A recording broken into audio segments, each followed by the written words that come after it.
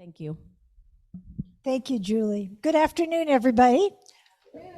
Last week, you will remember that Marian Eaverly deftly moved us through the genealogy of Heracles and his 12 labors, among other topics, making the case how ubiquitous Heracles' myth and worship was throughout the Greco-Roman world. And even today, how well known the name and some of the myths associated with Heracles are as a part of our culture. It reminded me of the bizarre viral video on TikTok recently that eventually got 1.2 billion hits, asking a woman asking the question, how many times a week do men in your family think about the Roman Empire? Can you imagine? It's all over the internet, and I saw a story in USA Today. But can you imagine? What do you think the answer was? The unscientific answer, amazingly often. So what about a TikTok question about Heracles? How many mentions of Heracles have you heard this week? Well, I'm just kidding. I don't think we want to start that one. Okay, today's presentation is on the similarly famous Trojan War. Marianne.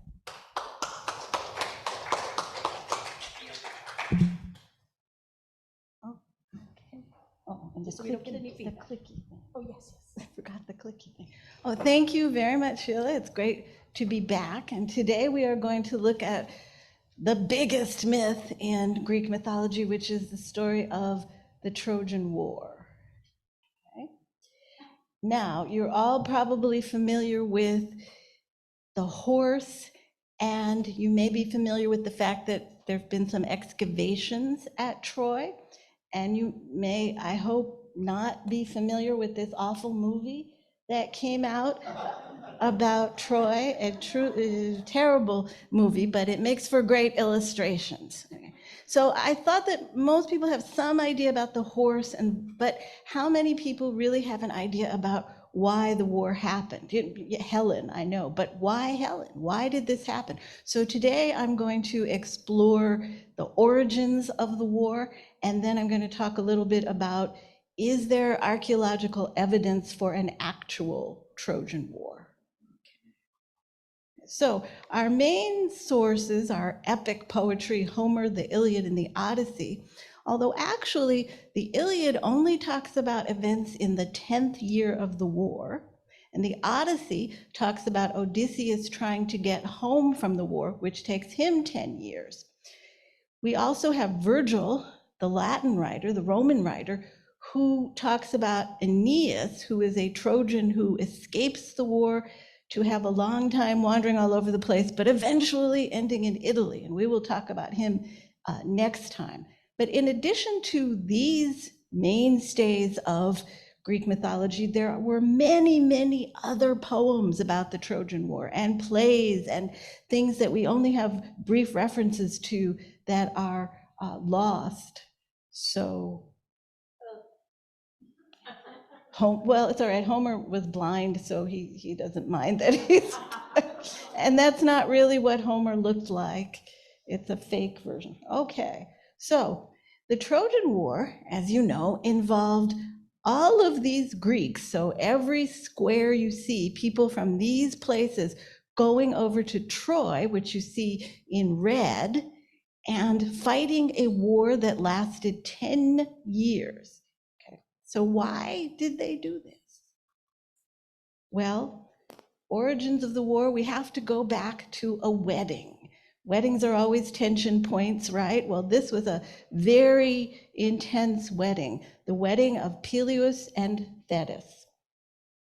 Now, you remember from our first lecture, but don't worry if you don't, because there's no tests in this class, but you remember that Prometheus the Titan had been punished by Zeus for giving fire to men. And his punishment was that he was chained up and an eagle ripped his liver out every day. And being an immortal, his liver would grow back. This was enormously painful, but it didn't kill him because his liver would grow back. Prometheus, however, remember, had a secret, the secret that Zeus wanted to know, and eventually Zeus relented because Prometheus told him the secret. And the secret was, what woman should Zeus not sleep with because her child would be greater than its father? Okay.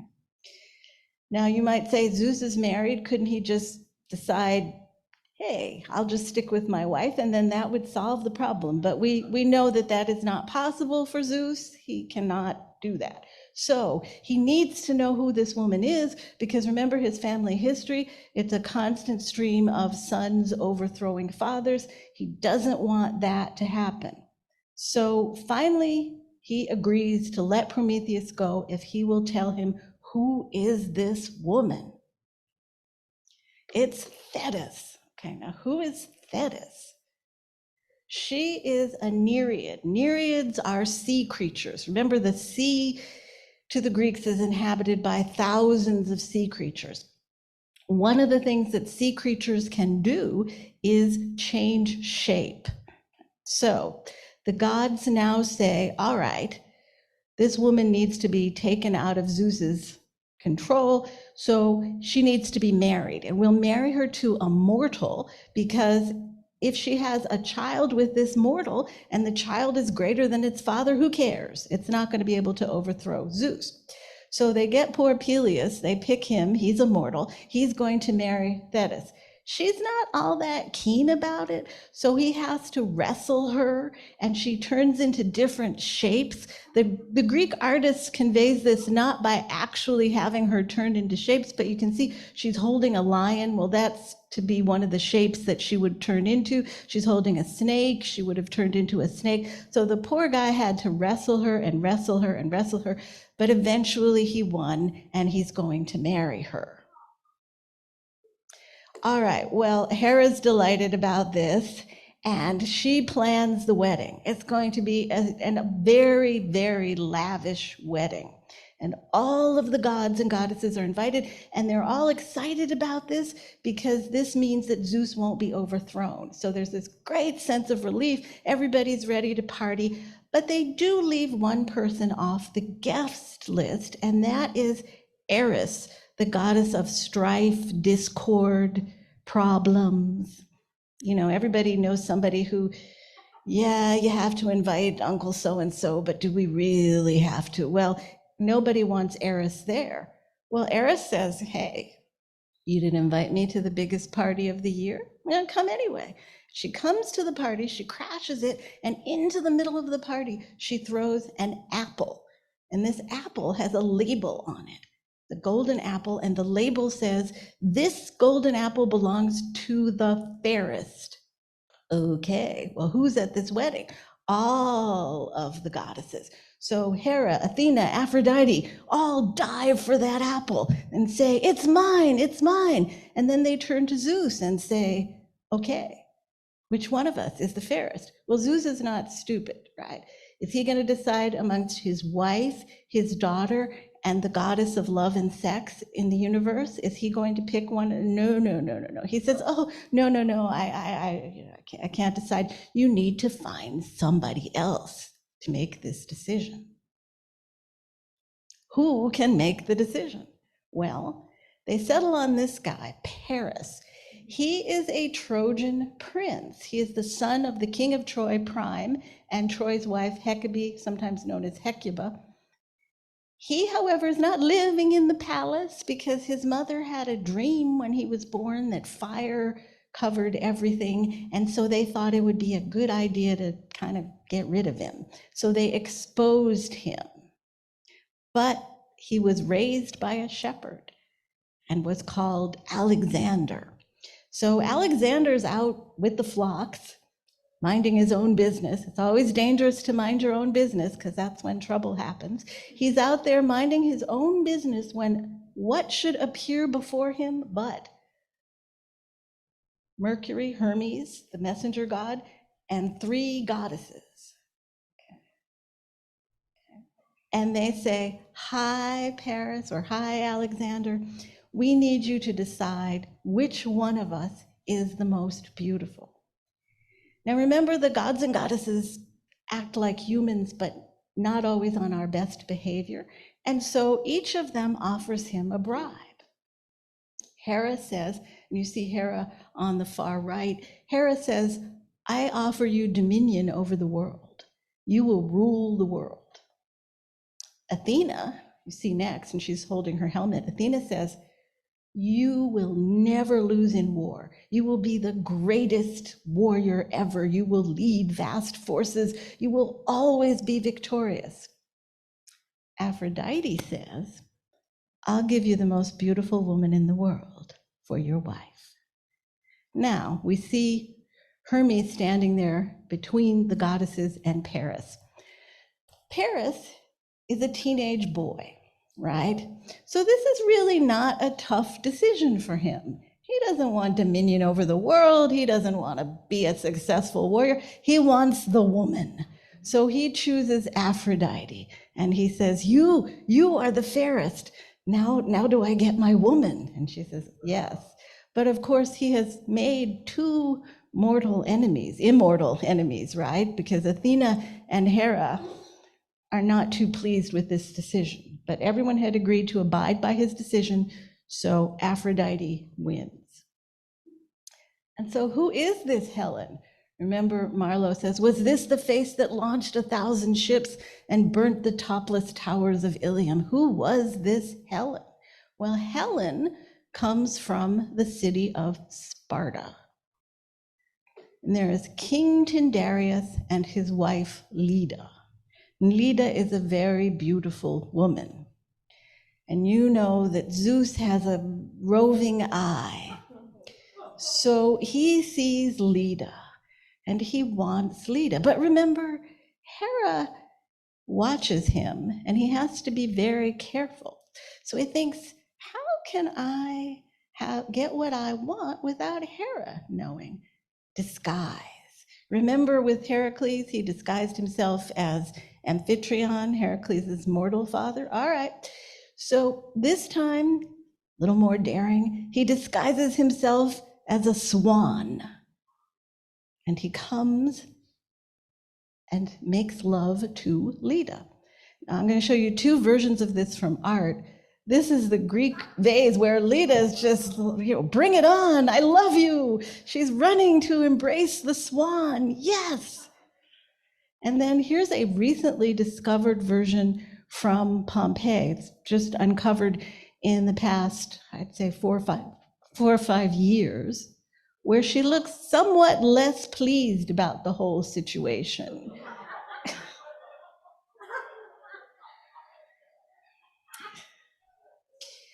Now, you know that if a god has sex with a mortal or with any kind, you get children. So Leda is going to be pregnant.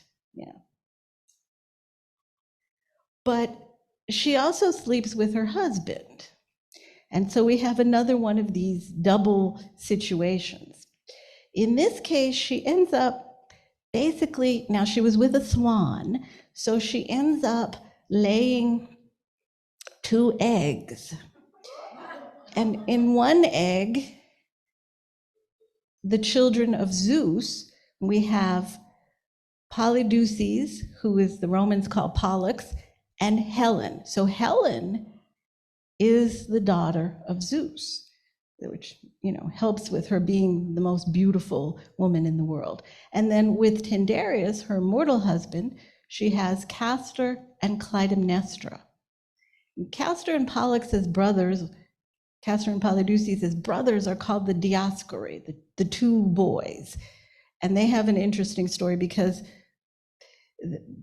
one has a divine father and one doesn't, but we can't do everything. Okay, so here, that's where Helen comes from. She is beautiful. She is the daughter of Zeus and Leda. And I love this. This is not ancient, but it's a Renaissance painting. Can you see the 2 eggs? The kids are hatching from the eggs, and there's Leda with the swan. So this isn't ancient, but I just love the eggs in this painting. Okay. Now, women are supposed to be married, and it's a father's responsibility to make sure his daughter has a good marriage. So Tyndareus betroths Clytemnestra to Agamemnon. And Agamemnon and his family have a whole backstory that's quite incredible that involves eating each other, but we won't worry about that. So he betroths Clytemnestra to Agamemnon. But what about Helen? She is the most beautiful woman in the world. And so everybody wants Helen. All of the important princes from the Greek world want Helen. And they come together for a competition, for Tyndareus to look them over and to decide which one would be the most worthy. So we have Odysseus, we have Ajax, Philoctetes, Patroclus, Menelaus. All of these people are competing. And Tyndareus is afraid because if he makes a decision, will these people abide by it? These are powerful princes and rulers. If he says, okay, she's yours, are the others really going to accept that? And he doesn't know what to do, but somebody helps him. And that is clever Odysseus. Odysseus says, looking over the field, I can see that you probably wouldn't choose me because I come from the territory of Ithaca. I don't have a super wealthy kingdom, but I noticed your niece Penelope, and she's really cute. And I was wondering, I have a solution to your problem if you will give me Penelope as a wife. And Tyndareus says, okay, what's the solution? And he says, you must make all of these men swear an oath. Okay, and here's the oath. If anyone carried her off, meaning Helen, forgetting his own reputation and with it the vengeance to come, then all the suitors together must join in pursuit and exact due punishment from the offender. So, with that decided, Tyndareus says, I give Helen to Menelaus. All right, so this happens. Paris goes back to the palace and they say, well, you're not dead. We exposed you, but you're not dead, so you might as well come on back into the palace and be part of the family. Aphrodite says, I haven't forgotten. I'm going to get you your woman, but you're going to have to go to Sparta to get her. And yeah, minor detail, she is married to somebody else. But hey, that's my promise. She is the most beautiful woman in the world. So Paris leaves Troy and goes to Sparta. I know this is that goofy movie, but so he's in Sparta, and Menelaus has to go away. He has to go to a funeral somewhere else. So he leaves, but there's a tradition in the Greek world of what we call xenia, hospitality, where if you were one of these noble people and you go to someone else's house, they give you hospitality, they open their home up to you, and the expectation is that if you go to their home, they will do the same for you. Mutual obligations of hospitality. There are violations of this, however, and one violation that people didn't really think about, but is what is about to happen, is you don't go visit somebody, stay with them, eat their food, and take their wife with you when you leave. And they don't just take the wife. He doesn't just take Helen. They take the palace treasure, too. And Helen has children. But she goes off with Paris because Aphrodite is part of this. So this is from the movie. I don't know if she's the most beautiful woman in the world, but that's what Hollywood came up with. But you have to imagine Helen as the most beautiful. So they leave, and this is a very severe violation of the guest-host relationship. So Menelaus goes to his brother Agamemnon and says, excuse me, but this guy came and he took my wife.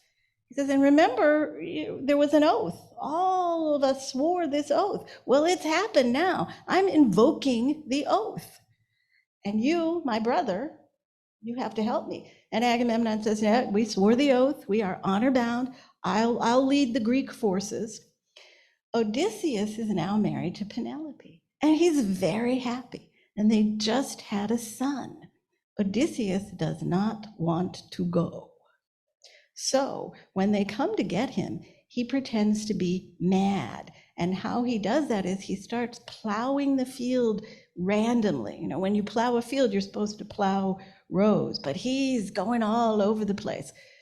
But one of the Greeks thinks, I'm not so sure about this, and takes Odysseus's baby son and puts the baby right in the path of the plow. If Odysseus were truly crazy, he'd just plow right through the kid. But he doesn't. He stops and he says, okay, I gotta go. The kid's name is Telemachus. So poor Telemachus is not going to see his father again for 20 years because, but anyway, now they have a seer with them. And the seer says, Troy cannot fall without the help of Achilles. So who is Achilles? Achilles is the son of Peleus and Thetis. Right? Remember, the whole marriage was so that any child that was produced would be greater than its father, but its father would be mortal, so that would be okay. So Achilles is a great kid, strong and powerful, but no match for Zeus. If Zeus had slept with Thetis, it would have been a disaster. So they need to get Achilles, the son of Peleus and Thetis. Now, Thetis knows that there is a prophecy about Achilles. And the prophecy for Achilles is he can lead a long, boring, peaceful life, or he can lead a short, glorious life. Now, she's his mother, so she wants him to lead a long, boring life, because that's what, mothers don't want short glory for their kids. So she sends him away to be educated by the wise centaur Chiron. And that's what we see here, Chiron showing him how to play the lyre, because that was an important, remember, poor Heracles had trouble with that and killed his teacher, but Achilles is apparently much better at it. Now, you may have heard the story that she wanted to make Achilles immortal, and that she dipped him in the river Styx, or she dipped him in a fire, and she was holding him by his heel, and so that was the part, but that's a late addition to the story. That's not something Homer talks about, so that's a late addition. So not only does she have him educated by the centaur off in the woods, but she then takes him to the island of Skyros, where she has him live amongst the women as a woman. Okay, so she doesn't want him to be involved with any kind of pursuit that would lead to his death. And so the women, of course, don't do warfare. They weave, they do womanly things. I will point out he's not entirely living the life of a woman when he's there, because there are some children that are going to result from his being there. But the idea is that he is living the life of a woman. So the Greeks figure out that he's on Skyros, and they know that he's being disguised as a woman. So they try to figure out how can they, which one is Achilles. So Odysseus again comes up with a plan. He has them pretend to be traders, and they come and they put out all kinds of things that girls like, right? Ribbons and jewelry. And they also put out some weapons on display. And then one of them cries out, "We're being attacked, to arms." And one of the women leaps up and grabs a sword. And they look at her and they say, "Achilles?" And he says, "Yeah." He says, "This was my mother's plan. I really want to go to war. I don't want to be here with all these bows and ribbons and things. So let's go. I'm fine." And this is a Roman wall painting, and you can see it, but the central figure is Achilles reaching for the sword. The other people, you can see the darker skin tone is usually used for men in ancient Greek and Roman art, and you can see Achilles is painted the white color that's used for women, but he's leaping up to grab that armor because he really does want to go to war. All right, Brad Pitt. Achilles, the greatest warrior on the Greek side. Has anyone seen this movie? Yeah. I mean, it's not bad, except that there are no gods in it at all. And archaeologically speaking, it's not right either. We have him fighting, there's a big scene where he's fighting in the ruins of a Greek temple that wouldn't have been built for hundreds of years. And also they didn't just leave them as ruins, but he's fighting. But anyway, I won't go on about that movie. All right. So the greatest heroes from everywhere are gathered together to go on this expedition. The oath of Tyndareus has been invoked. They are all getting ships from their own areas. And Homer has the catalog of ships. This place gave this many ships, and this place gave that many ships. Just list after list after list of all these ships and all these men that are going to sail to Troy to bring back Helen because of what Paris had done. So that's the origin of why Helen. It's because of this oath that took place. And you can see where some of the heroes are from. Odysseus is from Ithaca, Nestor from Pylos, Diomedes from Argos, Ajax from Salamis. It's a whole Greek world that's going over there. And these are all kings, princes, royalty going over there to get Helen back. But they have a problem. They can't find Troy. Yeah, so the whole expedition is kind of stalling. Achilles, meanwhile, wounds somebody. They get over there, but they can't find the exact place. And it's kind of anticlimactic. Achilles wounds somebody who's a king of an area south of Troy, a guy named Telephus. This is important, we'll see in a minute. So they can't find Troy. They turn around and go back. Can you imagine like the D-Day invasion, that many ships, that many men, that much planning, we're gonna go do it, and then we have to turn around because we don't know where Normandy is. We don't know where it is, we can't find it. So they return to the mainland of Greece to a place called Aulis. Well, this Telephus person who had been wounded, his wound will not heal, and it keeps festering and festering. So he receives a message, an oracle that says, the only thing that will heal you is the thing that harmed you. So he thinks, I have to go find that Greek guy, Achilles. He wounded me with his spear. So he finds Achilles. Remember, they're back on the mainland. He finds Achilles, and Achilles has his spear. And apparently there was some rust on the spear, and that helps to heal the wound. I don't know the healing. I wouldn't necessarily test out the healing powers of rust, but maybe there is something in it. And his wound heals, and he says, okay, I'll tell you how to get to Troy. So they're all excited. Everybody's back on the ships. Let's go. We're headed for Troy. No wind. Okay. They don't have power things. They can't row to Troy. So what are they going to do? Calchas the seer says, well, here's the problem. Agamemnon, you offended the goddess Artemis. You boasted that you were either he boasted that he was a better shot than she was, and she's the goddess of the hunt, and humans never are supposed to compare themselves favorably to the gods. This is a big no-no.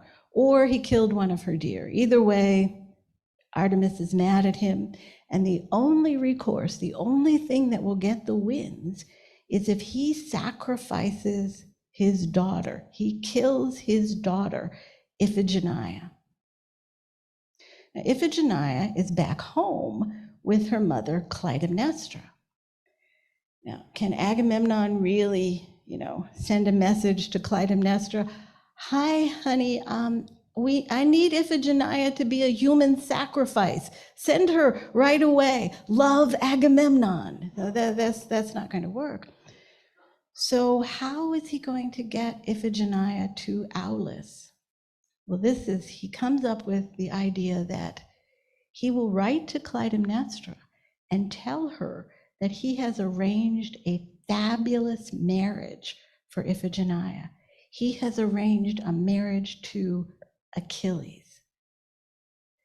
So Clytemnestra gets the message, and she and Iphigenia are really excited. I mean, a girl's destiny in the ancient Greek world is to get married, and this is a wonderful marriage. And so they dress her all up, and Clytemnestra is excited, and she sends her there to Aulis. She's going to be married, and she gets there, and her father says, well, actually, no. This is the subject of a really searing Greek tragedy about this subject, where it really explores, can a father do this to a child? And will the Greeks allow this to happen? And how does Iphigenia feel about all this? But in the end, Iphigenia is sacrificed so that they can get the wind, so that they can go to Troy. And the age of marriage in the ancient Greek world, could be 12, 13, 14. So he is sacrificing a child so that they can all go over there. This is a painting from a house in Pompeii that shows you the sacrifice. The hooded figure is Agamemnon turning away. The girl is being led to the altar to be sacrificed. So basically, she would be treated like a sacrificial animal. She'd have her throat slit on the altar. That's the seer kind of looking at it. But there's a little ray of hope. There's one tradition that Artemis, in fact, takes her away. They don't see this. They think that she's been sacrificed, but Artemis actually takes her away to a far region where she becomes a priestess of Artemis in this far away region. So that's what you see in the upper part of the picture. You see Artemis, and you see the alternate Iphigenia being carried away on a deer to this far away place. But as far as Agamemnon and the Greeks are concerned, she is officially sacrificed. And you can imagine how well this goes over with Clytemnestra. And if you know any of your Greek mythology, you know that part of the Trojan War story is how people get home. And when Agamemnon gets home at the end of the war, after having sacrificed his daughter, Clytemnestra is waiting for him. Yes, and she does in fact kill him. It doesn't work out well for her, but still, this happens. So, second time they get to Troy. There's another slight problem. There's an oracle. The first Greek to set foot on Trojan soil will die. So there they are. Who wants to get off the boat first? It's a sure death sentence. So that gums up the works a little bit. Nobody's leaping off the boat to get onto shore. Well, finally, a guy says, okay. And he gets off the boat, and you'll never guess what happens to him. He gets killed. But then everybody else can get off. And here he is. This is a statue of him leaping onto the soil of Troy. His name was Protesilaus, and he becomes famous for leaping onto the shore and dying. But his death paved the way, then everybody else can get off the ship. So, no wonder he gets a statue, right? Yeah. Okay, so who are the Trojans? Well, we have King Prime and Hecate, and they have 100 children. They're not all her children.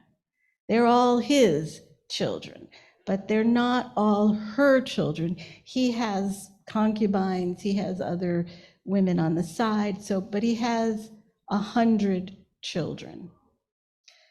The most famous are Paris, who is in fact her son too, and Cassandra. And you may have heard of Cassandra.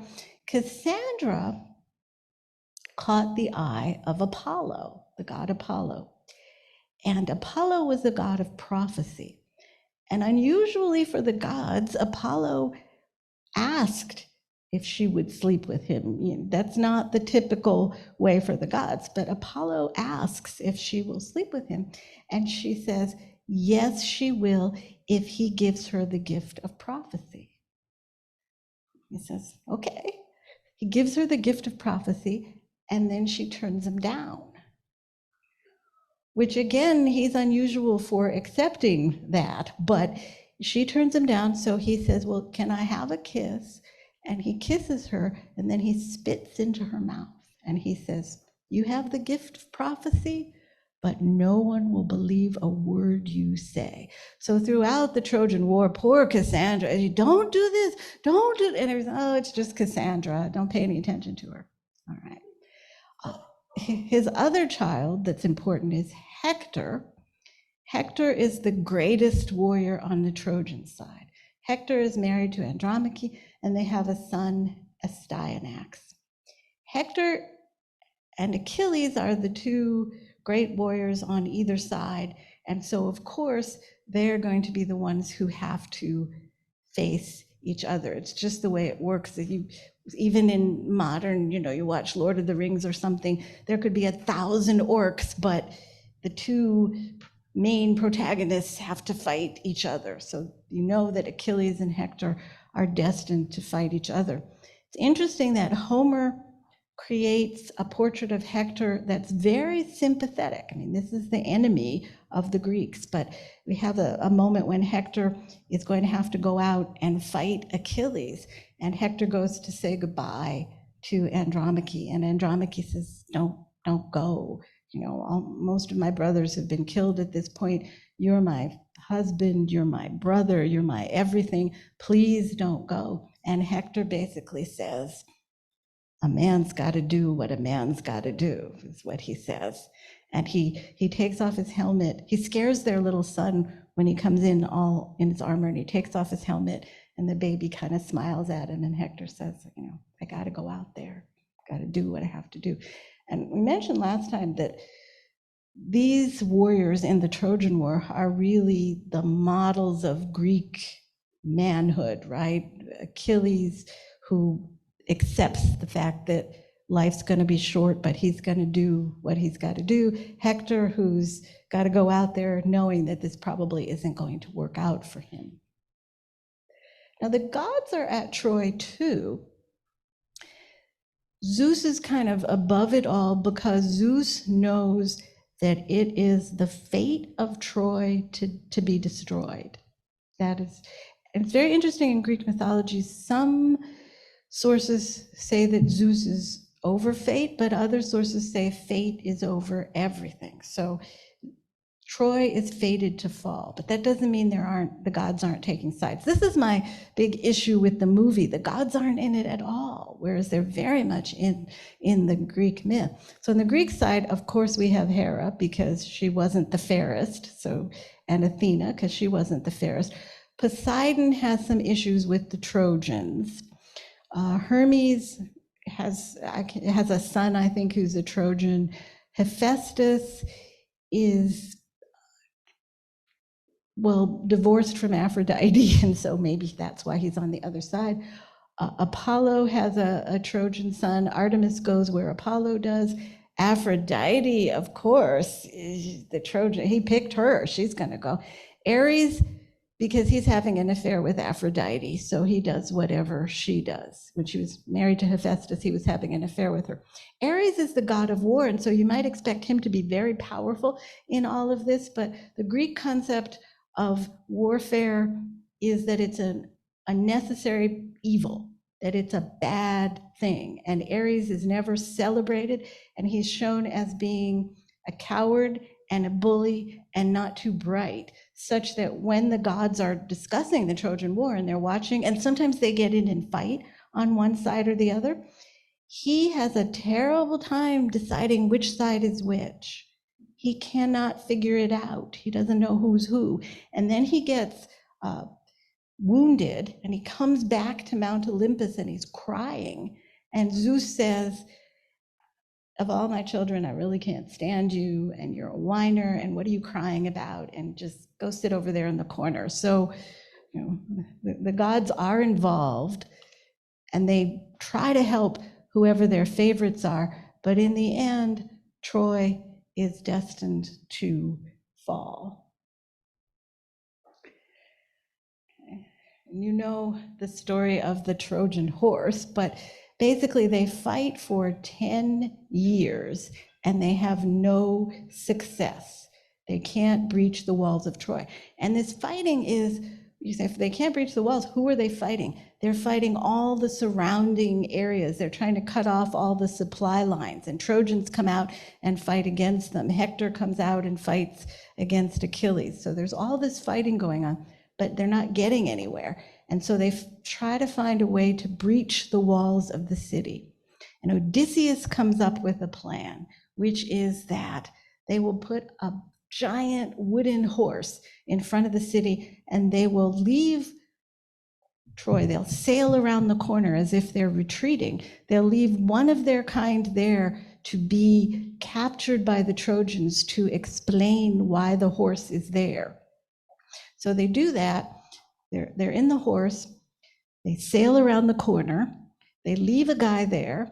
The Trojans see this giant horse in front of the city, and the Greeks are gone after 10 years. So they're really happy, but they don't know what to do about this horse. And they see this guy that the Greeks have left behind, and they say, what's going on with you? And he said, this is terrible. Whatever you do, don't, the Greeks really don't want you to bring the horse into the city because it's in honor of Athena. And if you don't bring it into the city, you'll be offending Athena. I think, oh, okay. Well, but so we should bring it into the city. At which point a Trojan priest says, don't bring that into the city. I fear the Greeks even when they are bringing gifts. At which point serpents come up and kill him. So the Trojans think, he says, don't bring the horse in. He gets killed. We should bring the horse in. Sadly, unbeknownst to them, he was killed by serpents because of something else he had done. It was just kind of a bad coincidence. He and his wife had slept in a sacred territory. They had slept in a sacred precinct together, and you're not supposed to have sex in sacred precincts. So it was just coincidental that he was killed. So they bring the horse into the city, at which point Helen is a little bit suspicious. Helen's been there for 10 years, and she's become a Trojan, so she's a little suspicious. And she goes around and she mimics the voices of the Greek leaders' wives, because remember, she was part of that group. So she goes, hey, Ajax, it's your wife. What are you doing in there? But Odysseus keeps the men quiet, and so they bring the horse into the city. And the Trojans celebrate, and it's, they come out of the horse and they kill them. And they commit horrible, horrible atrocities. They kill everybody. They kill little Astyanax. They kill Priam when he's clinging to an altar. They do horrible things, but they defeat Troy. One Trojan escapes with a bunch of men and women. That's Aeneas, and he's going to be the ancestor of Rome. So in the one slide, you see a very early, this is about a 8th century BC image of the Trojan horse, where can you see their little heads sticking out of a window to give you the idea. And the other is a Roman wall painting where you see Aeneas carrying his father with his son escaping from Troy. He had a wife, but you can't go on an adventure with a wife, right? So she gets lost in the crowd and she doesn't go on the journey with him. It's like you can't have a mother and have an adventure, right? Does Nancy Drew have a mother? No. Do the Hardy Boys have a mother? No. Does Harry Potter have a mother? No. Can't have adventures with mothers or wives, apparently. So that's the fall of Troy. The Iliad is only actually concerned with year 10 of the war, and it's concerned with what happens when Achilles decides he won't fight anymore. And then eventually he does return to the fight and he kills Hector. And Hector begs him as he's dying, he says, please give me a decent burial, because for the Greeks to be unburied is a horror. The underworld is no fun, but if you're not buried, you can't even go into the underworld. And Hector begs him and he says, I would rather eat you. And so he takes Hector's body and drags it around the city many, many, many times. And then he leaves it in his tent to rot. At which point Priam comes and asks Achilles, would he bury Hector? Could he have Hector's body? So this is before the city falls, but this is to show you that the Iliad doesn't really talk about the whole horse incident. So Priam asks Achilles if he can have Hector's body, if he can bury his son. And Achilles looks at Priam and he sees his own father and he thinks, my own father will probably not get to bury me. And they look at each other and he gives him Hector's body and Hector is buried. So that again is this model of manhood where Achilles starts off angry. The whole Iliad is about his anger, but then he comes to realize that war is bad for both sides, and both he and Priam are going to suffer, which they do, because Achilles does die, Priam dies, Troy is destroyed, Aeneas escapes. So this is a story that just ignited the Greek imagination, right? It's in literature, it's in art, it's everywhere. And it certainly inspired artists and poets in modern times as well. We saw a Renaissance image of Leda. There's also a poem, if you've ever read by Auden, about Leda and the swan, where he describes the great wings flapping of the swan. It's a very interesting poem, Flapping of the Swan. So this has been so inspirational, but did it actually happen? It's a big question, right? We know it from literature. We call it mythology. Did it actually happen? Okay.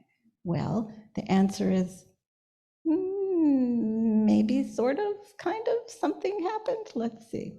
The people who were most interested in this story are the 19th century businessman Heinrich Schliemann, who taught himself Greek so that he could read the Iliad and the Odyssey, and decided that Troy was a real place that he needed to find, the Troy of Homer. There was a place, Troy, it existed all the way through Roman times, but he wanted to find the Troy of the Trojan War. He wanted to find that.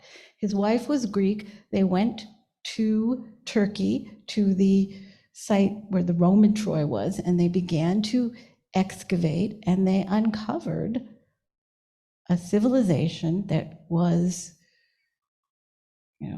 similar to that. Let's see here. You see there is Sophia Schliemann wearing the gold they found at Troy. How they found it and where exactly they found it and when they found it is a little bit up for debate. Someone has gone through all of Schliemann's correspondence and things and realized that he had a gift for creative writing, as it were. And so this stuff came from Troy, but the exact circumstances of it are unclear. So he said, I found Troy. I want to find Mycenae and the Mycenaeans. Remember, Agamemnon is the king of Mycenae. Agamemnon is the leader of the Greek forces. He would go to find that. Oh, here's what I want to show you. At Troy, he found what we call Troy 6 and Troy 7. Those are the levels, archaeological levels, both of which showed destruction. Troy 6 showed earthquake destruction, so that's not Trojan War story. But Troy 7 showed man-made destruction. So this dates to about 1200 BC. So this, he would say, was the Troy that Homer's talking about. This is the Troy of the war.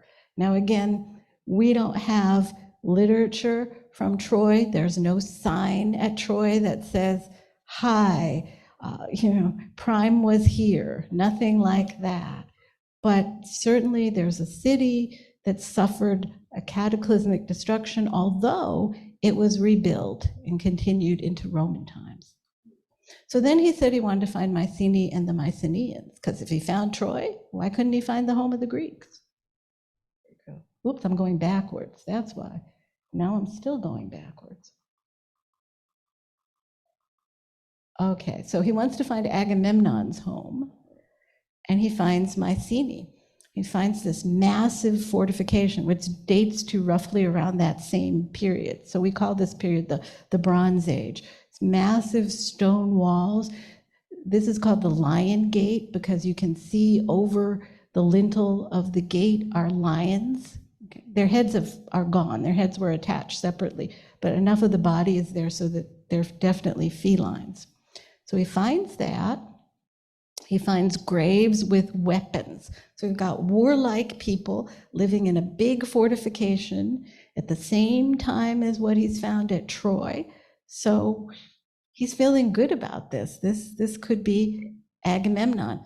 You look at the weapons, they're made out of this kind of material called niello, and then it's inlaid with gold and silver. These are not weapons that you would use to kill anybody with. These are ceremonial, decorative weapons, but they have things like papyrus on them.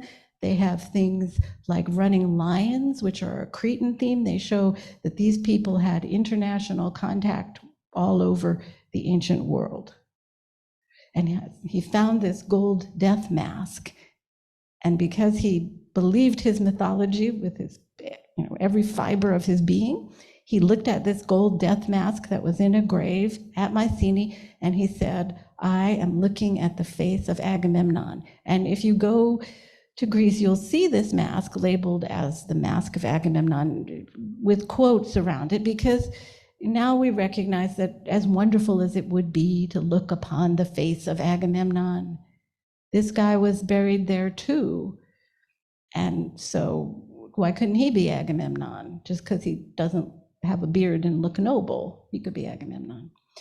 All right, so we have a city that's destroyed at about the time, and we have another city that shows a rich warrior culture about the time. Do we have anything that could tie these things together in a way other than just us wanting this to work? One thing is we have to look at the records of another group of people, the Hittites. The Hittites lived in Anatolia, modern-day Turkey. You see the Hittite Empire. They have records, and in their records suggest that Troy was either a vassal state or an ally of the Hittites, the way in which the Hittites talk about Troy.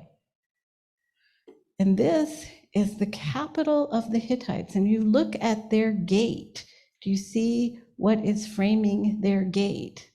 Lions. And in fact, in a very recent issue of Archaeology magazine, they had a new report that shows that the stoneworking techniques for this gate are the same as those for the Lion Gate at Mycenae, and that in fact, we think there was some kind of ritual craftsman exchange so that these Hittite craftsmen went to Mycenae and worked on that Lion Gate.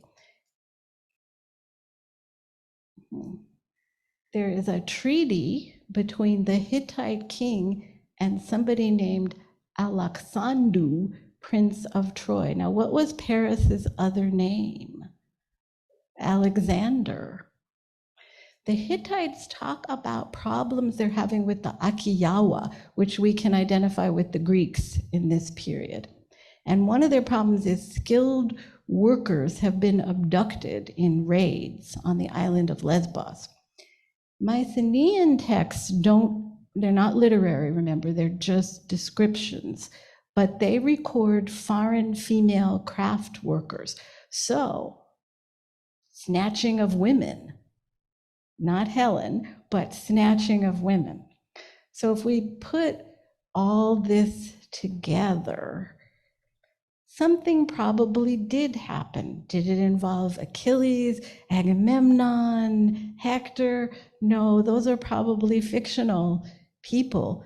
But remember that this story is only written down in the 8th century BC. These stories would have been told over the centuries orally. Homer's poems were originally meant to be recited, not read.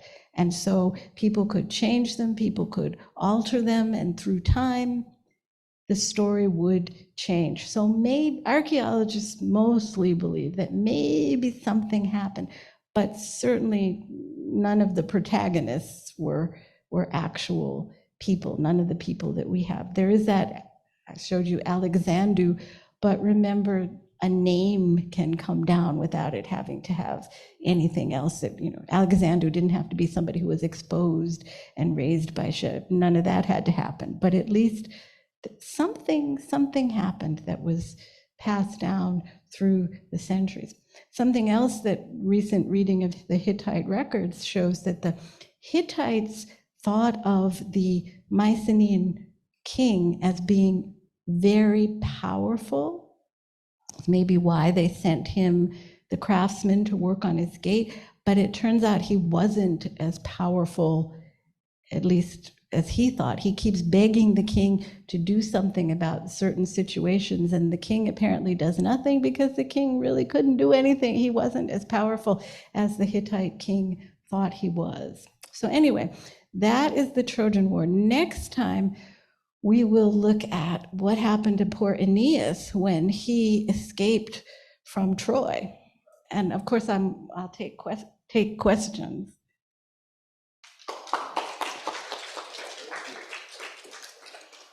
Marianne, the Trojan War never ceases to fascinate. I wanted to mention, if anyone is interested in reading either the Iliad or the Odyssey, there is a new translation of the Iliad just out, done by the same person who translated the Odyssey a couple of years ago, Emily Wilson. And I can tell you that it is eminently readable, unlike some translations some of us may have suffered through at school. So if you're interested, Emily Wilson is her name, and her translations have gotten wonderful reviews. You may have seen a review here and there, so I recommend it. And one other final thing, and that is I want to mention, I'm glad you mentioned the scholarship on Schliemann that has talked about his playing fast and loose with some of the materials found at Troy in his version of the history. Well, the study on that was done by a very good friend of mine, David Trail, Trail. I can't remember the exact title. It's got Schliemann's name in it. Do you remember the title? No, it's not called Schliemann Liar, but it's something like that. So if you're interested, I recommend you take a look because it's eminently readable. So questions? We do have a comment on chat from Phyllis. It says, betrayal of a daughter in service to father's ambition might have been a common theme in society, given what we learned about the Pandora myth. Yeah, well, girls were not quite as valued as sons in many respects. So, yeah, poor. But there's a fabulous film of the Iphigenia, the play, that's done with a cast, a Greek, and all Greek cast, and so it would have subtitles. But the actress who plays Iphigenia is a girl, and a young girl, and it really makes a difference when you see how young she is it was the subject of quite a powerful tragedy. And of course, Agamemnon's whole return home is the subject of a powerful tragedy as well. Had a question.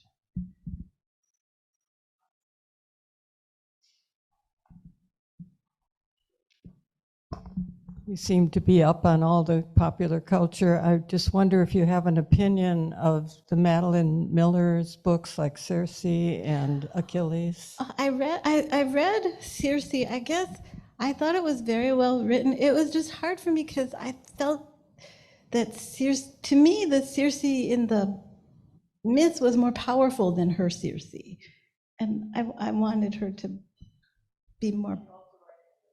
She did write it because I haven't read Achilles yet. I just wanted to comment that we did visit Troy, Oh, and I can attest to the fact that the Trojan horse exists. It is there by the waterside, a huge wooden one. However, it's the one donated to the city of Troy by the film production company. And it's a tourist attraction. oh. Well, so something good came out of the film? I don't know. My other pet peeve with the film is there's a moment where they're offering all these gifts to Agamemnon, and the gifts are all pottery that you would buy today in the Plaka, the marketplace in Athens. They're not reproductions of ancient, they're reinterpretations of ancient, and they wouldn't even have existed even if they were, copies. The style is way later than, so that annoys me. But it's my. Do we have other questions? Very good, Marianne, as always. Thank you very much. Oh, thank you.